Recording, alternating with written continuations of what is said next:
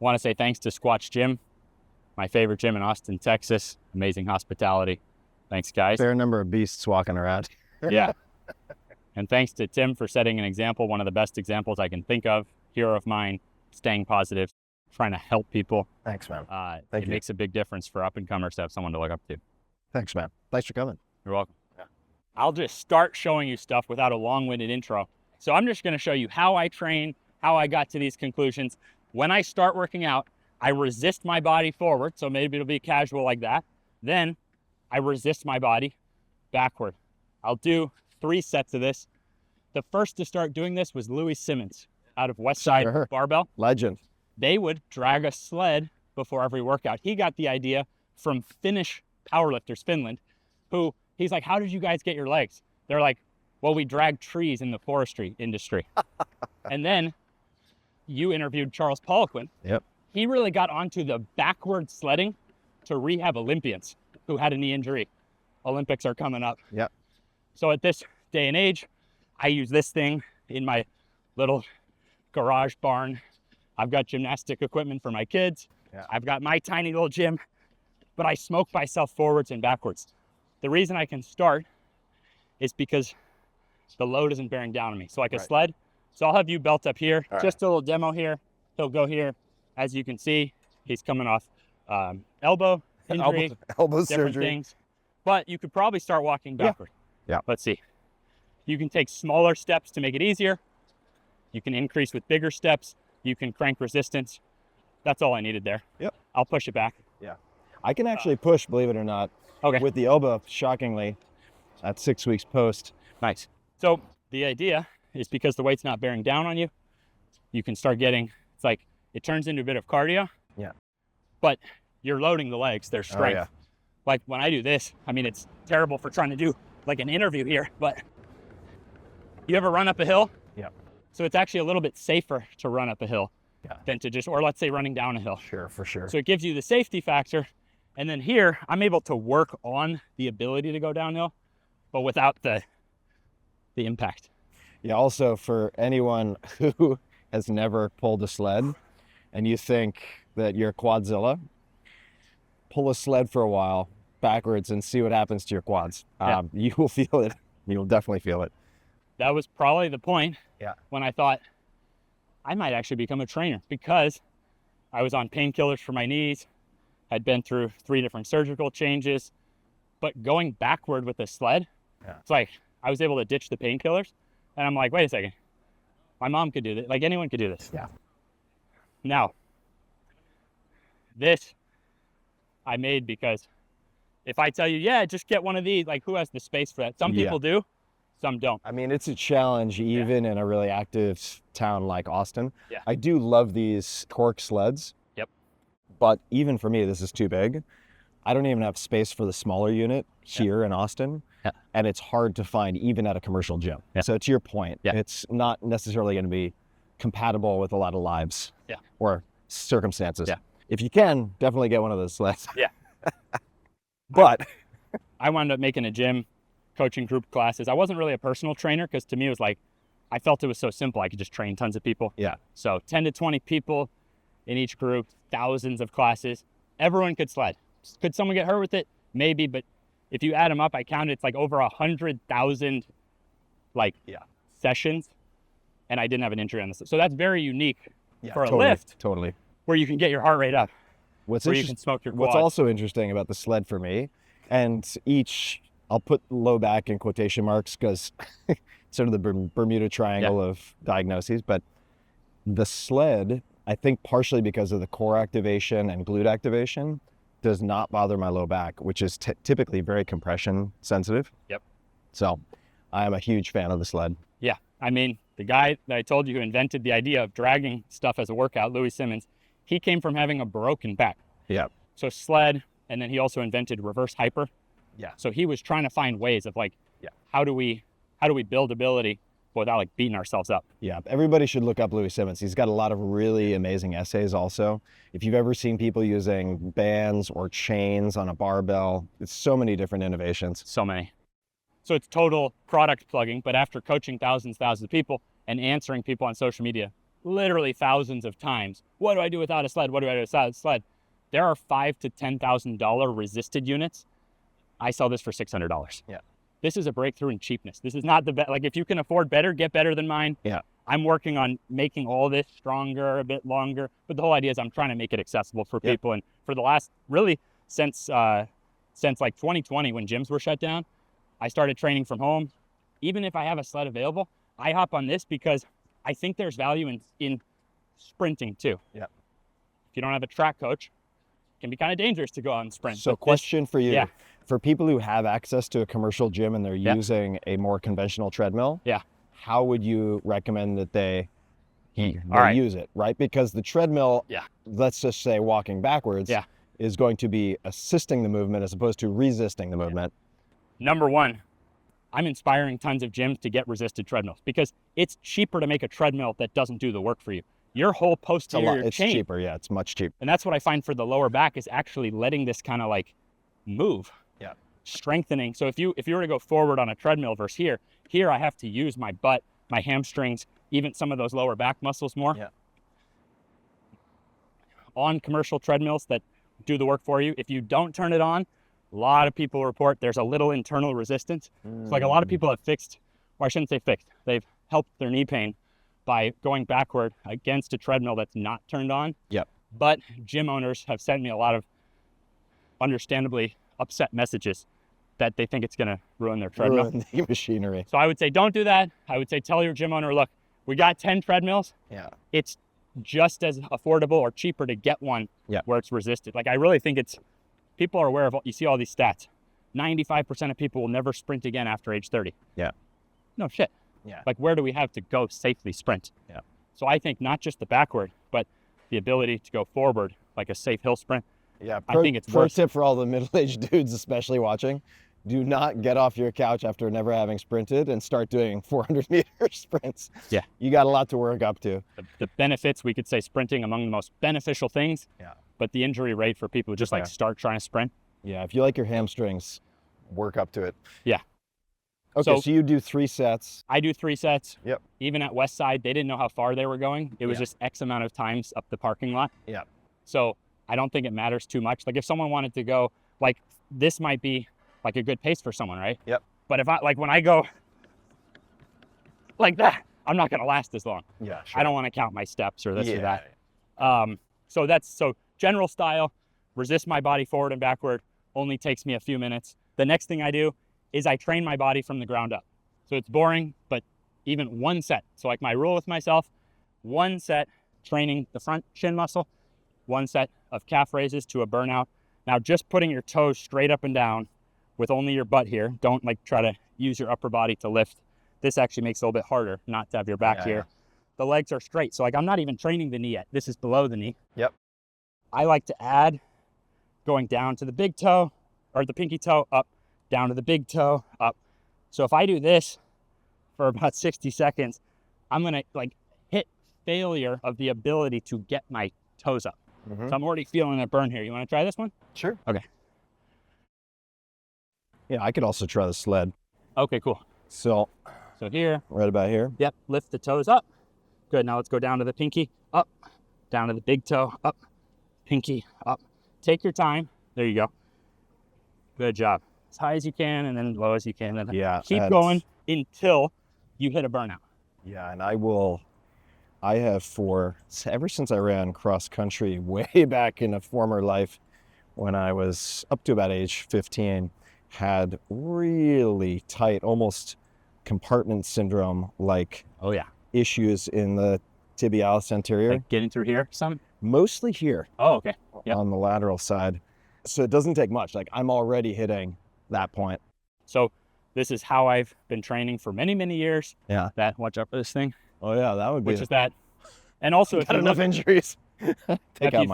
If you think that I've been going most of the last 15 years resisting at least backward before every workout, that's a lot of work through the foot as well, the backward. So if you think about, pushing through the toes, and then you want to try this one, and you would be kind of up higher. Yeah, exactly. Up higher. No, you had it pretty good. Almost like as if you were trying to drive your knee up toward the pad. I got it. But it allows you to take some of the load off, get into a really athletic, resisted athletic. And then here, same thing, you're able to support with the upper body. How extended do you have your arms? Doesn't really. Whatever's comfortable, it doesn't, yeah, you find what's comfortable. Yeah, and then smaller steps are gonna be easier because some people think, okay, I can't, even walking backward is hard for the knee. Like who says you can't and take you can kind of change the resistance with the range of motion or the perceived resistance. Ultimately with both these, you're just kind of finding what feels natural. I don't think you have to follow a complex form, resist the body forward and backward. You get better and better at that. So resist body forward and backward, train from the ground up. The tib raises, tibialis, and calf raises. any form of calf raise, but something where you're going till you're challenged. You're going to your challenge for the front, going to your challenge for the back. Then where it starts to get a bit more unusual is I try to train my strength and my flexibility as one thing. So I'll show you scalability here. My main exercise is I'm going a full squat on the front leg. But you notice the back knee, I'll show it for the camera here. The back knee, I'm trying not to touch the ground. And I'm trying to like own this, working at my pain-free level. So it's stretching, strengthening, elevating the front foot makes it easier to get into. Someone can, there's really no amount of regression that I think is too regressed. Meaning if someone said, okay, I just want to start getting into this position, that's fine. I've had people like, all right, I'm not even going to move. So you could put that foot on a chair, you could put a foot on basically. You want something stable. A lot of people are going to need, like for my knees, I was, you know, CrossFit gyms have like a dowel kind of a thing. I would try to find something to hold on. And I was just trying to get like some kind of motion going here at a pain-free level and then building up. Now, I went from the knee problems and particularly about a year and a half of definitely no sprints, no running. My back started having major problems. And only when I started doing this one for the knees, but with a lot of intent, like I'm trying to contract, like I'm trying to get a stretch here, but you notice it's not a typical static stretch. It's under some load here. So this started to mimic like some of the stuff that gave my back relief, different stretches and treatments. I stopped having to do those. So knock on wood, but since I started this one, it's been 12 years, had no back problem. So how many reps are you doing? Are you pausing at the end range of motion and staying there for a while? Whatever's comfortable, but yeah, we'll give an exact amount, right? Let's say control down. Let's say pause to make sure you're actually embracing the stretch, like not just like stopping short and coming back up. That could be, let's say 2 seconds at the bottom on average, but you could stay longer. And let's just say 3 sets of 8 would be like a starting protocol. I'm not the magic sets and reps guy. I'm so enthusiastic about these movements that you could give me 1 set of 20 or 2 sets of 10 or 3 sets of 5. It all works for my body, for my goals. And this one would maybe be like here where you could kind of get into position. Do you want to try this one? Yeah, I think I might be, let's see how we do here. Okay. Just for shits and giggles. I have a bit of ankle restriction on the left. So one of my questions was going to be, if somebody has restriction, what is an acceptable range of motion? Because people are looking at the end position and they might assume that the goal is to elevate the foot until they can do that. But my suspicion is that there's probably a different answer. Such a good question. Let's start there before I embarrass myself. The cool thing about exercise is my whole philosophy is like there's not bad natural positions you can get into. So like this is fine. Like this is still a good exercise. This is a good exercise. This is a good exercise. So work in a range that feels good. Sometimes maybe some ankle restriction, stuff like that starts to feel good to give it a little bit of compression in there. So the cool thing here is that even if I just did this, but I have the intent, I'm getting some ability going here. I'm getting some of this like stretch here. So how far you go to me means nothing. I'm trying to help you get into a regimen and you just go to what feels good. So here, put your foot up here for a second. I just want to point something out and then there's a question. Look at these beautiful ATG shoes. The man is on brand. I will show how I came prepared to cheat. I have an elevated heel. So I want to hear your thoughts on elevated versus non-elevated, because this will allow me to work around some of my limitations at least for the purposes of today. But normally, if I'm working out in the gym, I'm wearing something like that. Yeah. How would you think about footwear, elevated heel, when you're starting out? Yeah. Okay. Hopefully, if someone's confused about that, this can take out the stress on that. Some people can drop down into a squat with the heels down. Yep. Most people in that position would have like back rounding. Rounded. That might not be as optimal. Exactly. For Or working the heels legs. up, right? Right. So when I coach people, let's start by addressing a squat. When I coach people on a squat, I let them use whatever amount of heel elevation feels good for them. Yep. Now, as the heel goes up, so if we just look here, as the heel goes up, more pressure shifts to the knee. Yep. Right. So even some extreme Tom Platz, a legendary bodybuilder, hey, sure, I remember he would Tom Platz. intentionally train. Now, this may look scary. Tom is 70 years old, and he can still drop down like this and teach squats. Yeah. So my whole thing is I'm trying to make people not fear developing ability, but yeah. I'm not training like Tom Platz. I'm Tom Platz for fragile folks like I was. Just quick sidebar. If people want to see some of the most insane leg development plus flexibility you've ever seen, also the most hilarious videos, go look up Tom Platz. Also, his jaw muscles are about as developed as his quads. So go figure. Amazing guy, though. You can see the combination of muscular development and flexibility that he demonstrated when he was sort of at the peak of his powers, probably even still today, from the sounds of it, are pretty mind-boggling. So check it out. Yeah, so if someone does this exercise with the heel elevated, it's just going to be a little bit more to the knee. You're still going to work the hips pretty good. Like, that's the cool thing we found about this. Whether your heel is totally flat or you have an Olympic weightlifting shoe or you're somewhere in the middle, it still works. Okay, here's just a refinement question, because I have used sort of ATG split squat / like front foot elevated split squat, specifically after this physio in, of all places, Stockholm, Sweden. Oh, wow. Gave me a number of exercises, including this one. And it was one of the first interventions, along with a few other exercises, that really provided near immediate relief for low back issue. Not 100%, but quite a lot. And what I've noticed for myself is, like, if I'm getting into like this type of position. This is very nice mobility, by the way. Thank you. Like, whoop, little lateral instability. But so here I am. And what I noticed is, if this is elevated enough, like right now, my ass is not touching my heel. So I'm using the glute more. And I get more low back relief from this. If this is elevated a little bit and I'm able to rest my glute on my heel, then I end up in more of a rest stretch position. And so how do you think about the glute engagement if there is a pass or fail for doing this exercise? Because for a while, it's like I improved my mobility, and then I ended up kind of resting on my heel for that 2 or 3 seconds at the bottom. And I found that actually, for my purposes, didn't really help my back as much as having a little bit of a hover. Completely makes sense. I like the way you're doing it.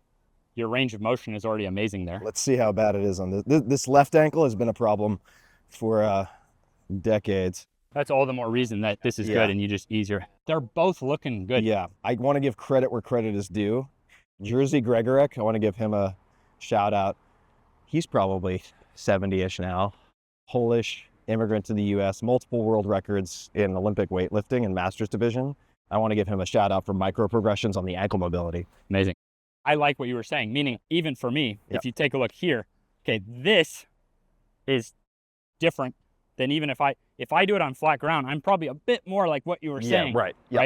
And I even progressed this to where, okay, this position's so easy for me now, I like to shoot it out into a lunge. Now, telling people to do a lunge this style before they have the mobility, it can be a bit freaky. For me, it makes me even more resilient, that I can just take my body and challenge these positions, but at a safe level. So I'm actually, when I do this on flat ground, I'm more like what you're explaining, elevated. But again, I don't see any of this stuff as absolutes. It's like, here's principles. If we can improve your strength and in your mobility, the body tends to get more protected. So I like the way you were doing it. There's so much juice to be squeezed out of this. I really want to encourage people to try this. and regress it as necessary, right? If you have to put your foot on a bench or on something stable like a chair, that's fine. Couple of fine-tuning questions for you. Yeah. How should people think about abdominal tension, low back, etc.? Because I congenitally, my brother as well, have a lot of sway back, lordosis, right? So my tendency in a position like this when I'm at the bottom is to really flare up, and it puts more pressure in the low back. What are your coaching cues around waist up? For someone who's concerned with that, like if you squeeze this glute and flex your abs here, Yeah. you can, like, this is an amazing stretch strength workout right here. Yep. So for someone concerned with that, Yep. so like, I don't fear that position, but for someone else who's worried about that, you just adjust right there. You can flex. So yeah, sometimes flexing the abs on something that you're worried about going back, like this is still gonna work. Yeah. This, we're still stimulating.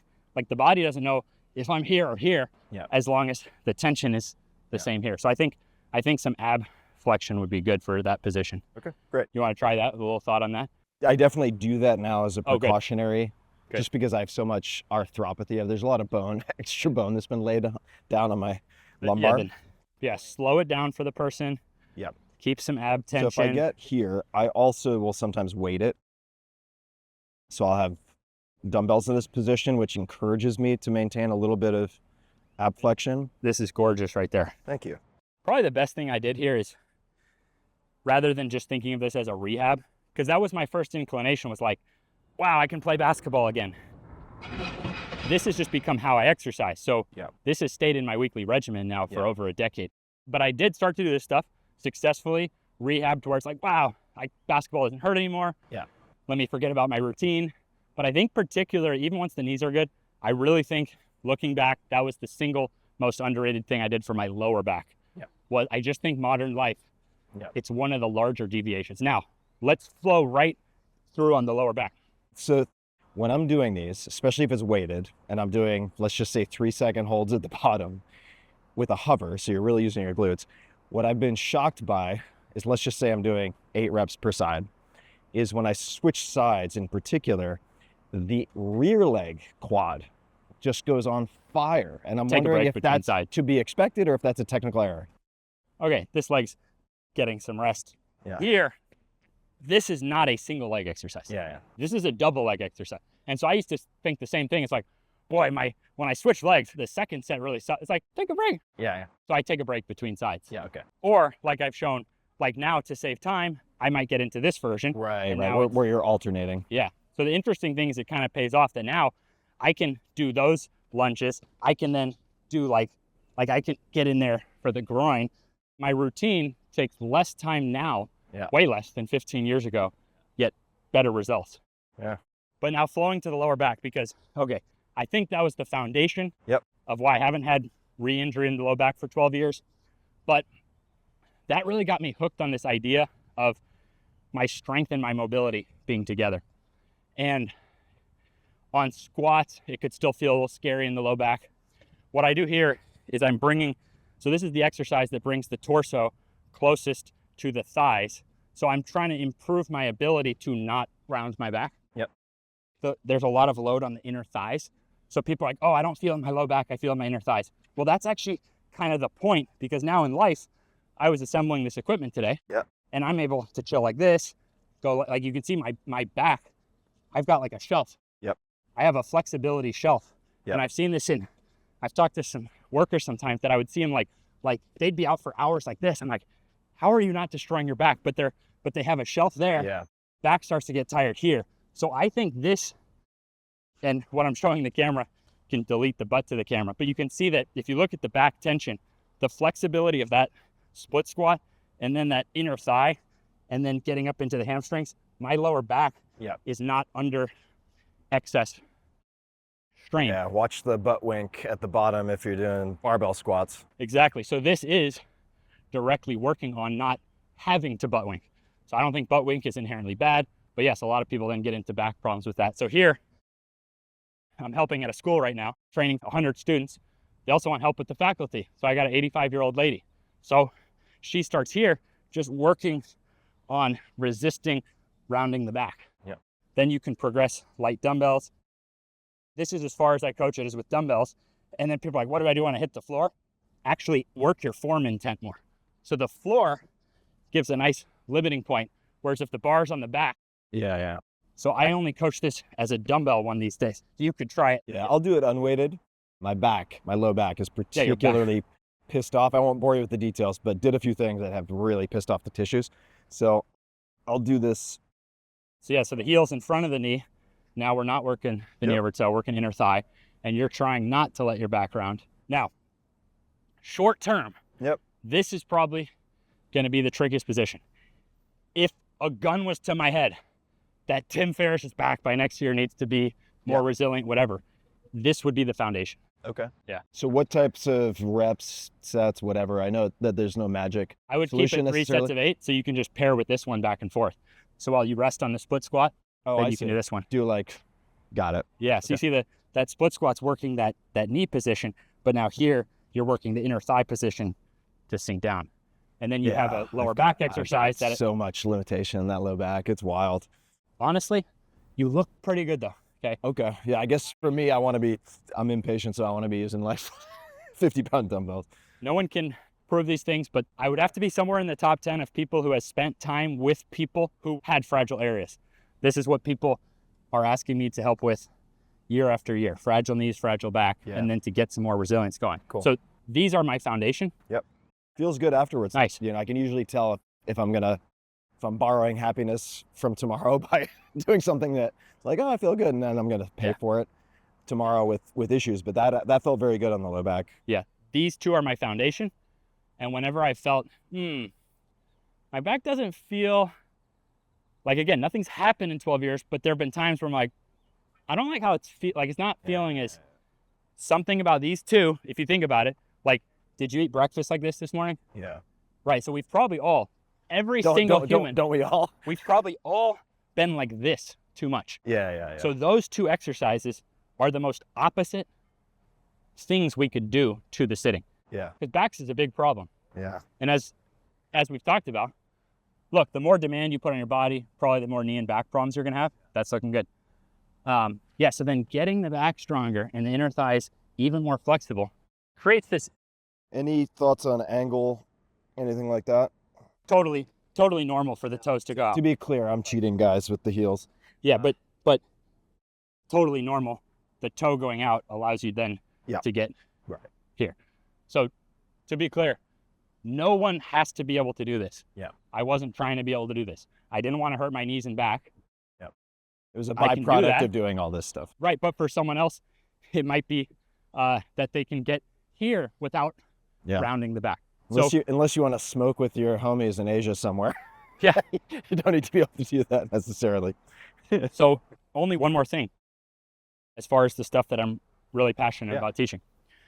So this is almost like, it's a hard workout because you got the stretch intent, you got the strength intent, takes a lot of focus. Now, for clarity, is this a standalone workout or is it a warm-up for other things? This is it.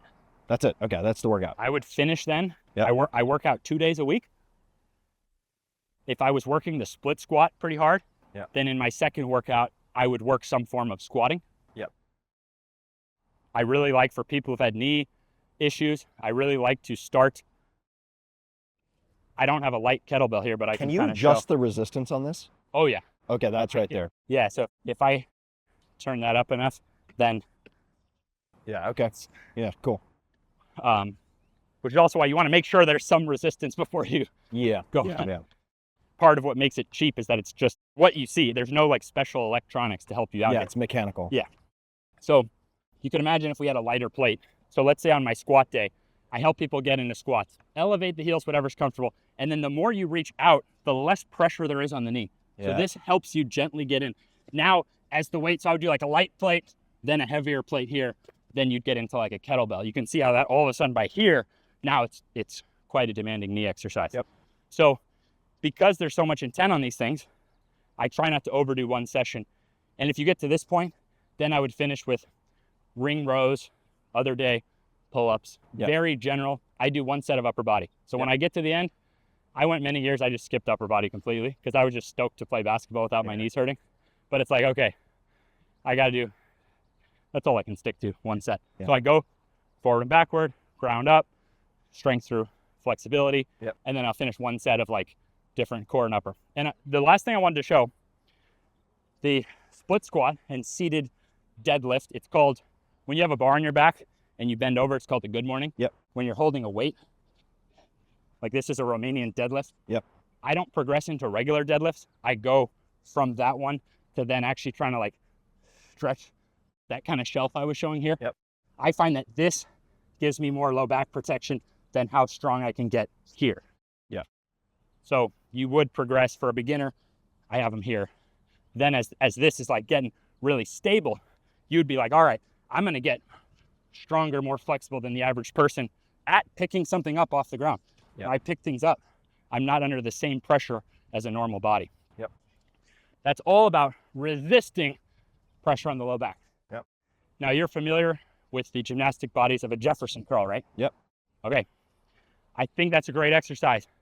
It's also can be very scary for a lot of people. Yep. The way I look at it is like, if I was in this position, I wouldn't want to get hurt, but I found that I don't have to train that to not get hurt in that. With this angle, I got the heaviest kettlebell in their gym just to show how the bottom position is different here.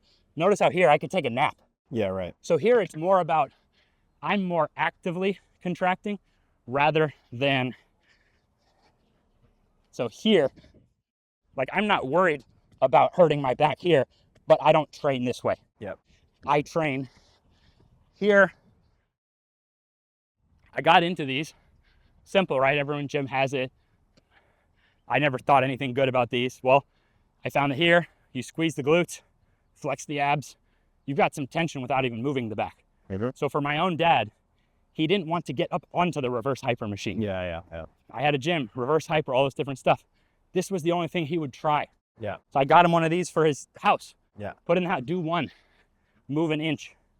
And so it allows you then, as you work deeper, this position you can contract, but you could take a nap down here. Yeah. Without the same. But if you look at, now what am I doing here? I'm not lifting with a rounded back.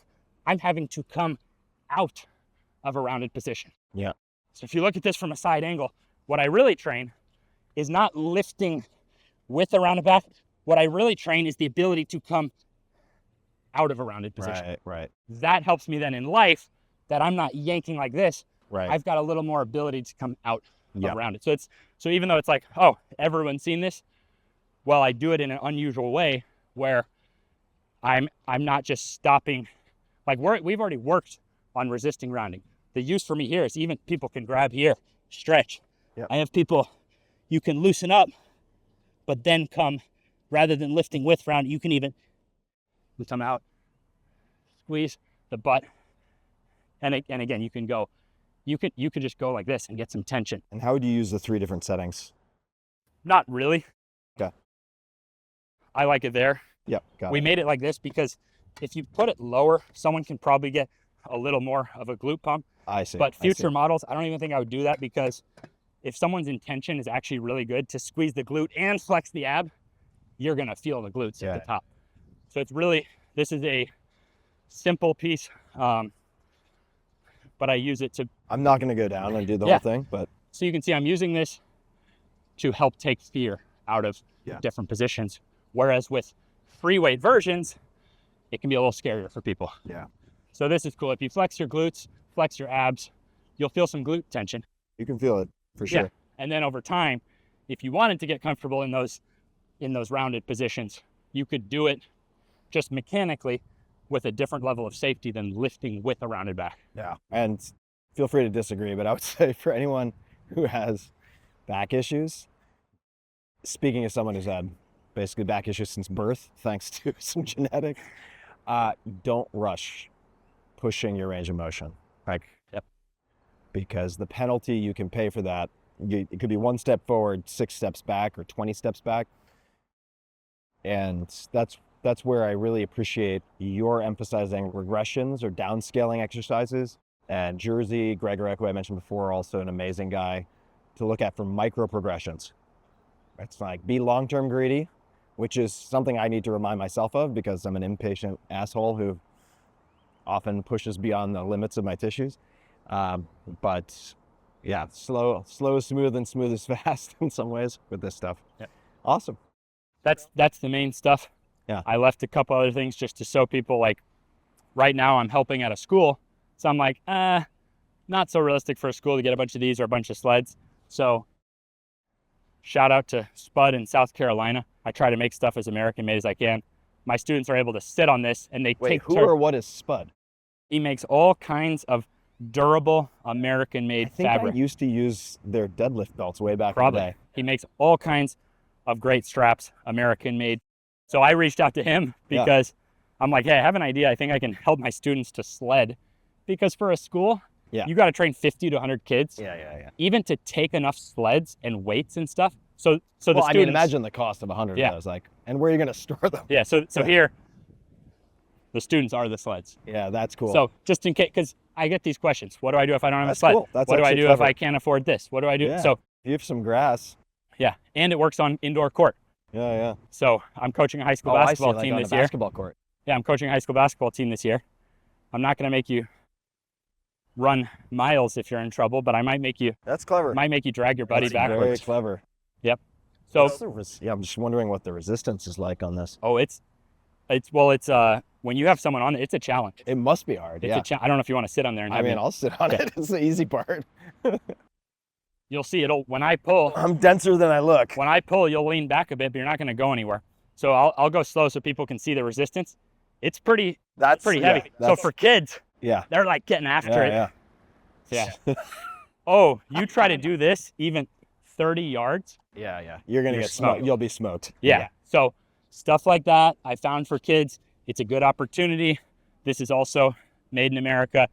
It's very simple for kids to learn. You squeeze the glutes, flex the hamstrings.